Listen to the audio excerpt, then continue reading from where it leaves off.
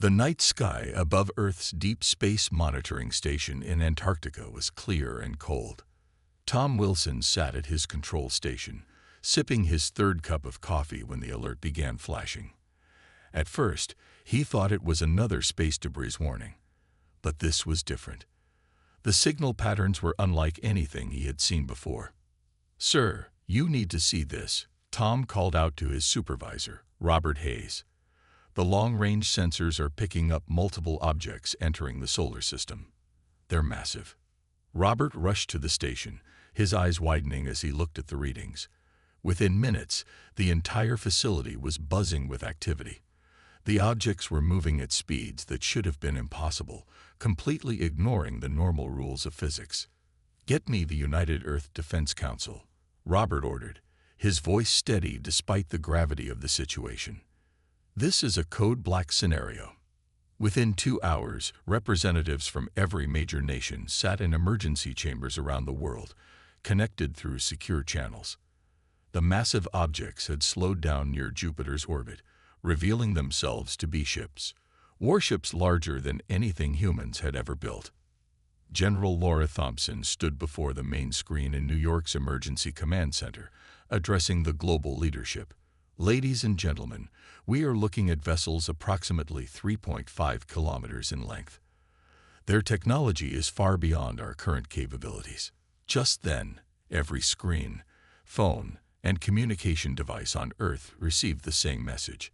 The transmission began with a series of mathematical equations, a universal language, before switching to perfect English and other Earth languages. "People of Earth, we come as representatives of the Galactic Empire, a unified federation of over 10,000 civilizations. We bring you greetings and an invitation to join our prosperous community." The message seemed peaceful, but something felt off to Intelligence Director Mike Brown. He quickly assembled his best analysts, working around the clock to decode the subtle nuances in the alien transmission. Meanwhile, the Empire's ships maintained their position near Jupiter, sending smaller vessels to establish a base on Mars. They claimed it was to ease the cultural transition, but military experts noted the strategic positioning. 3 days into the first contact situation, Mike's team made a breakthrough. Hidden in the Empire's public broadcasts were encrypted messages meant for their ground agents, agents that had been on Earth for months. The decoded contents sent chills down Mike's spine. "Council members," Mike addressed the emergency session, "we've intercepted communications suggesting the Empire's true intentions. They don't want partners, they want resources. Their standard procedure is to drain planets of valuable materials, while maintaining a facade of beneficial cooperation." The council chamber erupted in concerned discussions. On the main screen, satellite imagery showed more Imperial ships emerging from what they now knew was hyperspace. Earth had less time than they thought. A junior analyst, Emily Clark, noticed something interesting in the biological data they'd received. "Sir," she called out to Mike, "look at these atmospheric readings from their ships. They're maintaining much lower gravity than Earth normal. And their medical data suggests their species are adapted to far less gravitational force." This discovery sparked intense interest. Further analysis revealed that the Empire's vast civilization had evolved primarily on low-gravity worlds. Earth, with its relatively high gravity, had unknowingly produced a species physically superior to most galactic races. As the first week of contact drew to a close, the Council received word that an Imperial ambassador would arrive to begin integration proceedings. But now, Earth's leaders had crucial information. Their visitors weren't the all-powerful beings they claimed to be. Humanity had advantages they never expected. General Thompson summarized it best in the final council session. "They think they're dealing with primitive newcomers to the galactic stage, but they don't realize that Earth's harsh conditions have made us naturally stronger, more resilient, and more adaptable than they could imagine. The question now is, do we show our hand or play along until we're ready?" The Council chose the latter. As Imperial ships approached Earth's orbit, humanity began its greatest performance, appearing to be simple, primitive beings eager to join the Empire. But behind the scenes, every laboratory, military facility, and research center on the planet was working at full capacity. The Empire thought they were dealing with sheep, but they had just walked into a den of lions. And Earth's lions were learning to hunt in space. The Imperial ambassador's ship descended through Earth's atmosphere like a falling star. It landed at the newly constructed diplomatic center in Geneva, its silver hull gleaming in the morning sun. Lord Marcus stepped out, his tall, thin frame supported by what looked like a mechanical suit. The Earth's delegates quickly understood why. He was struggling with Earth's gravity. "Your world has 30 days to accept Imperial protection," Lord Marcus announced to the United Earth Council. His voice was smooth, but his eyes were cold. "After that, we cannot guarantee your safety from outside threats." General Thompson, sitting in the back of the chamber, noticed how the ambassador's hands trembled slightly under Earth's gravity. She sent a quick message to her team. "Watch his movements. Every weakness counts." The council played their part perfectly. They asked simple questions about trade benefits and cultural exchange, pretending not to understand the thinly veiled threats. Ambassador Marcus seemed pleased with their apparent ignorance. But in underground bunkers across the planet, Earth was far from ignorant.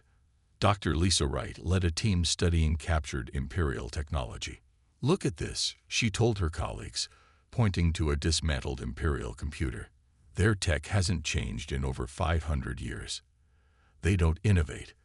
They just copy the same designs over and over."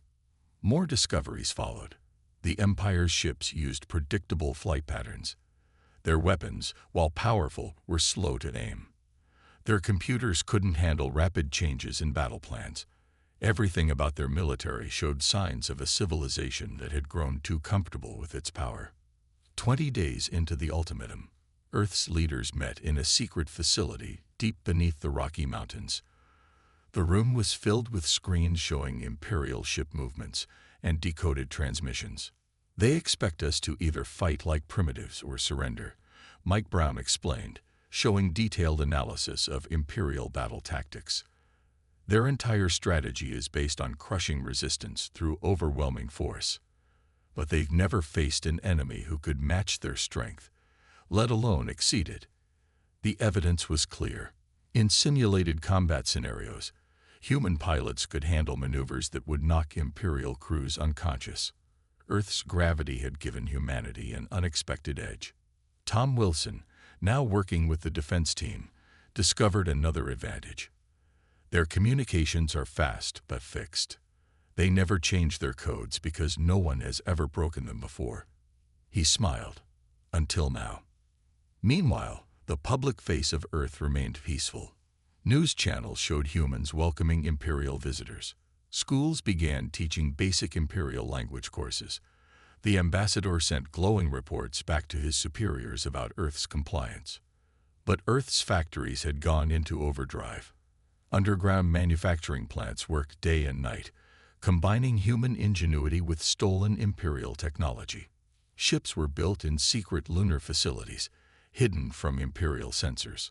Soldiers trained in specially designed chambers that simulated zero-gravity combat. "We have 10 days left," General Thompson announced to the Defense Council. "The question is, do we let them think they've won?" The plan was set. Earth would accept the Empire's terms, officially. The signing ceremony would be held in orbit, aboard the Imperial flagship.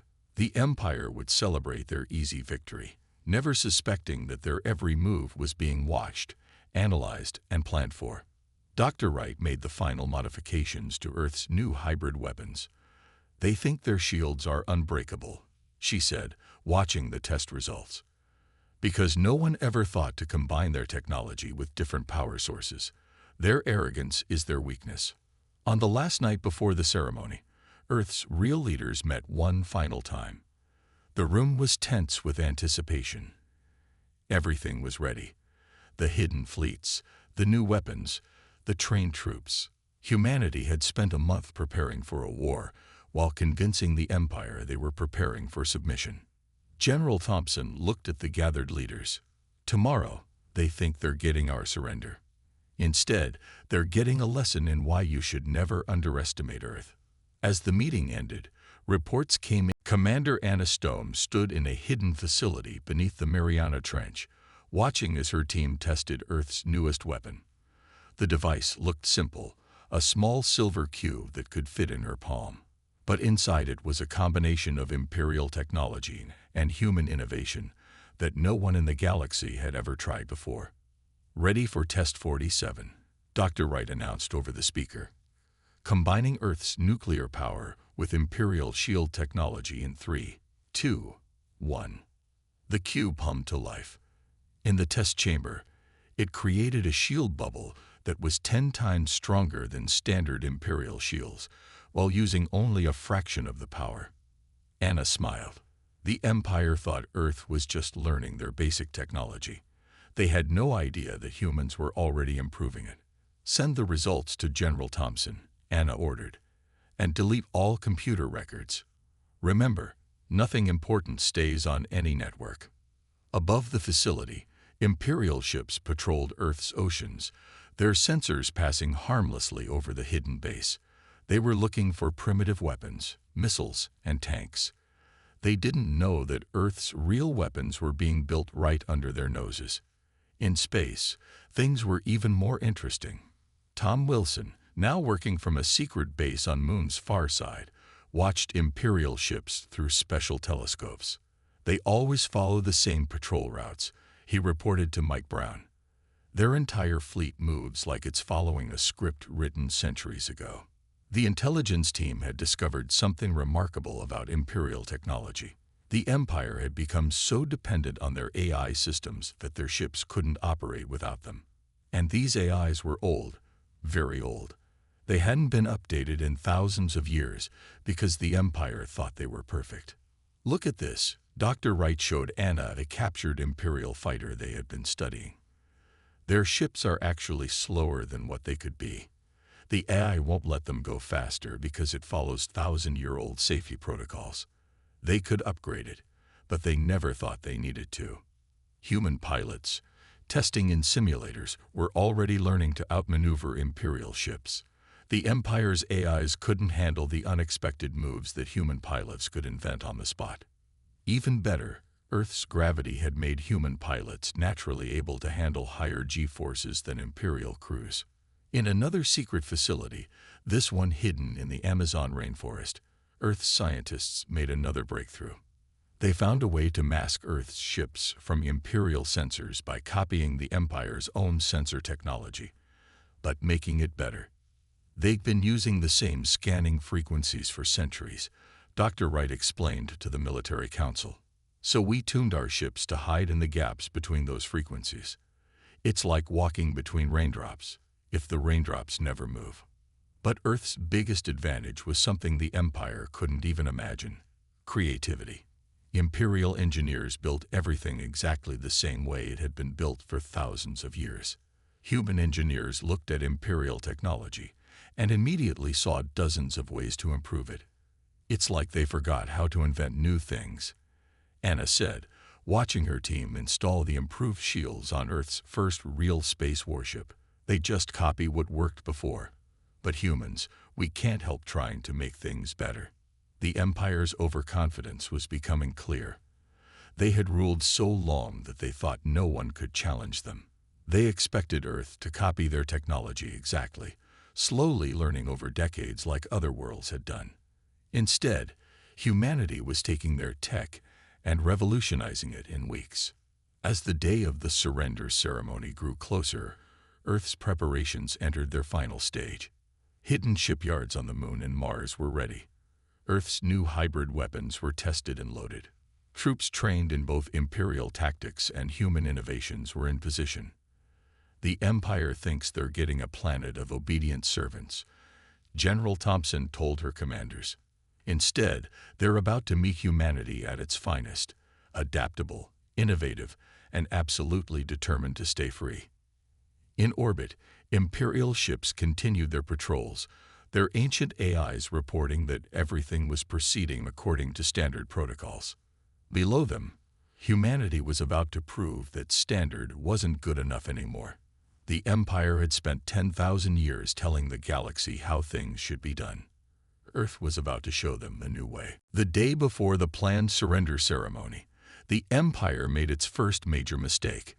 Confident in Earth's compliance, they sent their peacekeeping fleet early to begin the integration process. 5 massive warships dropped out of hyperspace, their golden hulls shining in the sun as they approached Earth's orbit. "Right on schedule," General Thompson said, watching from the hidden command center inside Mount Everest. "They're exactly as predictable as we hoped." The Imperial ships moved into standard formation, just as they had done thousands of times before on thousands of worlds. Their ancient AI systems reported nothing unusual about the seemingly primitive orbital stations around Earth. That was their second mistake. "All stations, execute Operation Wake-Up Call," General Thompson ordered. What happened next would be talked about in the Empire for centuries. Earth's primitive orbital platforms suddenly transformed. Hidden panels opened, revealing weapons that combined Imperial technology with human ingenuity. The platform's outer shells had been deliberately designed to look weak and primitive to Imperial scans. "They're scanning us now," Tom reported from his monitoring station.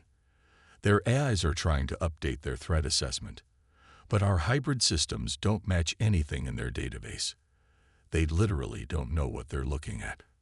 The Imperial commander, following standard procedure, sent a demand for Earth's immediate surrender. The response came not in words, but in action. Commander Anna Stone, leading the defense from Earth's hidden lunar base, gave the order. "Show them what Earth can do." The first shot came from a platform over the Pacific. It fired a modified Imperial energy weapon, but powered by Earth's nuclear technology. The beam cut through the lead Imperial ship's shields like they weren't even there. "Impossible." The Imperial commander's message blasted across all frequencies. "Those shields are impenetrable. Only if you use them the way you've always used them," Dr. Wright murmured, watching from her lab. Her team had discovered that Imperial shields had a fatal flaw. They could be overloaded by power sources they weren't designed to handle. The Imperial ships tried to respond, but they were fighting with thousand-year-old tactics against an enemy that had studied and countered every move they could make. Their AIs, programmed to handle standard battles, couldn't adapt to Earth's unexpected strategy. "Their ships are trying to form a defensive circle," Anna reported, "just like the manual said they would. Launch fighters." Earth's new space fighters shot out from hidden bases on the moon. They were smaller than Imperial fighters, but piloted by humans who could handle maneuvers that would knock out Imperial pilots. The Empire's AIs couldn't track the erratic, creative flight patterns that came naturally to human pilots. In the command center, Mike Brown watched the Imperial communications with satisfaction.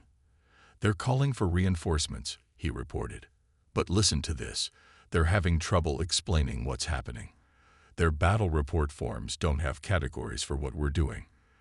The battle lasted less than an hour. 4 Imperial ships retreated in chaos, their ancient systems overwhelmed by tactics they had never seen before. The 5th ship, disabled by Earth's weapons, was quickly captured by specially trained boarding teams. "Search every inch of that ship," General Thompson ordered. "Download their databases, study their technology. Everything we learn makes us stronger." The Empire had made its final mistake of the day. They had given Earth access to a fully equipped Imperial warship. Human engineers were already swarming over it, finding new ways to improve what the Empire thought was perfect.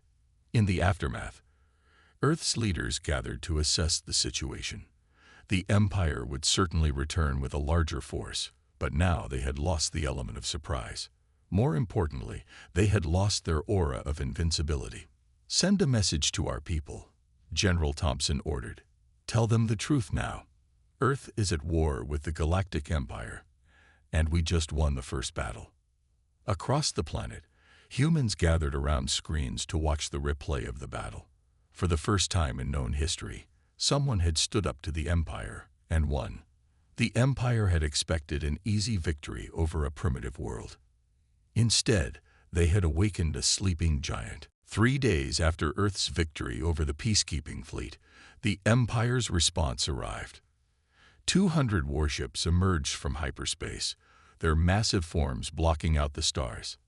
Leading them was the Imperial command ship Eternal Glory, a vessel 15 kilometers long. "And now they're angry," Tom Wilson said, monitoring the fleet's movements from the lunar base. "They've deployed an attack formation Delta, the same formation they've used for the last 1,000 years. General Thompson stood in the Global Command Center, now moved to a bunker deep under the Antarctic ice. Around her, representatives from every major military force on Earth watched the tactical displays. The Emergency Defense Protocol had united Earth's armies into a single force for the first time in human history. "Begin Operation Scattered Thunder," she ordered. Across the solar system, humanity's plans sprang into action. The asteroid belt, which the Empire had dismissed as a navigation hazard, came alive. Hundreds of small automated attack ships emerged from hidden bases inside the larger rocks. Each one was piloted by a human controller safely stationed on Mars or the Moon. "Remote pilots, engage at will," Commander Anna Stone broadcast. "Show them why humans are the best gamers in the galaxy." The Imperial fleet, expecting a straight fight against Earth's defenses, suddenly found themselves under attack from all directions. The human-piloted drones darted between asteroids, using maneuvers that the Empire's ships couldn't match. Imperial gunners, limited by their AI targeting systems, couldn't track the erratic human-controlled movements. "Their formations are breaking up," Mike Brown reported, watching the tactical display. "They're trying to adapt, but their command structure is too rigid. Each ship has to wait for orders from the flagship." Dr. Wright, monitoring from her new lab in the Martian underground, saw the Empire making another crucial mistake. "They're increasing power to their shields," she reported. "Just like we predicted. They still think bigger is better." Earth's forces had learned from the captured Imperial warship. The Empire's shield technology used enormous amounts of power, leaving their ships vulnerable in other ways. Human engineers had developed a different approach: smaller, faster cycling shields that could adapt to different types of attacks. "Launch the main fleet," General Thompson ordered. From behind Earth's moon, humanity's first real space fleet emerged. The ships were smaller than Imperial vessels, but packed with innovations the Empire had never seen. Each one carried crews specially trained to handle high-G maneuvers that would incapacitate Imperial pilots. "Remember your training," Anna told the fleet pilots. "Get in close. Their big guns can't track you at short range. Their AIs don't know how to handle ship-to-ship combat." The battle that followed was unlike anything the Empire had seen in its 10,000 years of existence. Earth's ships darted between the massive Imperial vessels, firing weapons that combined Imperial energy technology with human nuclear power. The asteroid belt became a killing ground as remote pilots used the rocks for cover and ambush points. "Their flagship is signaling," Tom announced. "They're ordering all ships to fall back and regroup. But look, half their fleet can't follow the order. We've disrupted their command network." Earth's hackers, studying Imperial code for weeks, had found ways to interfere with the Empire's communication systems. The Imperial fleet, used to fighting as a single coordinated unit, was falling into chaos as ships lost contact with their commanders. "They're retreating," Mike reported after 2 hours of intense fighting. 47 ships destroyed, 32 disabled. The rest are withdrawing to beyond Mars orbit. In the command center, Earth's leaders watched as the mighty Imperial fleet fell back in disarray. The Empire had expected to crush Earth's resistance with overwhelming force. Instead, they had found themselves fighting an enemy that refused to follow the rules of warfare they had relied on for millennia. "Send word to all units," General Thompson ordered. "Phase 1 is complete. But this isn't over. The Empire will be back, and next time they'll be ready for some of our tricks." She looked at the tactical display, where the retreating Imperial ships were visible as red dots moving away from Earth. "But that's the difference between us and them. They'll come back with a better version of the same plan. We'll have something completely new waiting for them. Because that was humanity's greatest strength. The Empire had spent 10,000 years perfecting their way of war. Earth would never stop finding new ways to fight. 1 month after the Great Battle, Earth had changed. Every city now had shield generators built with hybrid technology. Spaceports launched daily flights of patrol ships. The asteroid belt had become a fortress, filled with hidden bases and automated defenses. But the biggest changes were happening far from Earth. "Look at this," Mike Brown said, showing the Council a decoded Imperial message. 3 different colony worlds have asked the Empire for permission to adopt Earth-style defense systems. The Empire said no, but the colonies are doing it anyway. The Empire was facing something it had never dealt with before: inspiration. For 10,000 years, they had told their colonies that resistance was impossible. Now Earth had proved them wrong. In her lab on Mars, Dr. Wright made another breakthrough. She was studying the captured Imperial ships when she found something interesting in their navigation computers. The Empire's entire supply network depends on fixed hyperspace routes, she explained to General Thompson over a secure channel. They've been using the same paths for thousands of years. If we can disrupt even a few key points, we can cut off their invasion forces from their supplies. The general finished. "Get me attack plans within 24 hours. Commander Anna Stone led the first strike mission. 3 small Earth ships, painted black to hide against space, jumped to a major Imperial supply route. They planted devices that Dr. Wright called hyperspace disruptors, technology that combined Earth's understanding of physics with stolen Imperial science. The Empire thinks hyperspace is stable," Dr. Wright had explained. "They forgot that it can be changed, like making waves in a calm pool." The first Imperial supply convoy never knew what hit them. When they tried to jump to hyperspace, the disruptors activated. The ships emerged from hyperspace 3 light-years off course, their fuel supplies nearly empty. "This is how we win," Tom Wilson said, watching the data come in. "Not by beating their fleets, but by making their way of war impossible." Earth's forces began hitting Imperial targets across nearby space. They never attacked civilian worlds or colony planets. Instead, they targeted military bases, supply lines, and command centers. The Empire's rigid system couldn't handle attacks that came from nowhere and disappeared just as fast. "Their whole empire is built on control," Mike explained to the Council. "Central Command tells everyone what to do, and everyone obeys. But that only works if your orders can reach your forces." The Empire tried to adapt, but centuries of doing things the same way had left them inflexible. Their ships were designed for grand fleet battles, not the quick hit-and-run attacks that Earth's forces preferred. Their AIs couldn't handle rapid changes in tactics. Their crews couldn't match the G-forces that human pilots could endure. But the real problem was spreading through the Empire's colonies. People were watching Earth and learning. Worlds that had been under Imperial control for centuries began questioning the old ways. If Earth could stand up to the Empire, why couldn't they? "We've intercepted more messages," Mike reported. 15 colony worlds are now openly studying Earth's defense techniques. The Empire has ordered them to stop, but for the first time in history, their colonies are saying no. The Empire's response was predictable. They gathered an even larger fleet for a final attack on Earth.